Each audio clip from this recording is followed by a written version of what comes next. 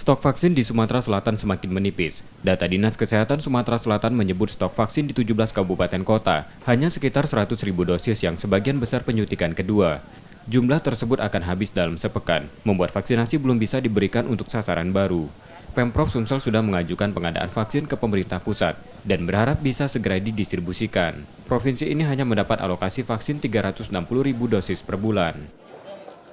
Untuk stok vaksin di seluruh kabupaten kota di Provinsi Sumatera Selatan ini kurang lebih ada 100 ribuan dosis dan itu rata-rata untuk penyuntikan dosis kedua. Artinya memang kita sudah kehabisan kalau untuk sasaran baru ya.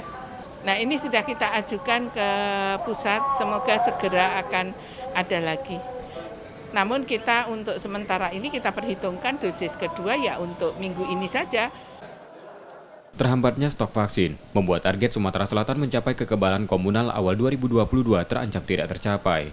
Meski laju vaksinasi harian meningkat hingga 20.000 dosis per hari, namun cakupan vaksinasi di Sumsel masih di bawah 15%. M. Rizky Nurmizan, Kompas TV, Palembang, Sumatera Selatan.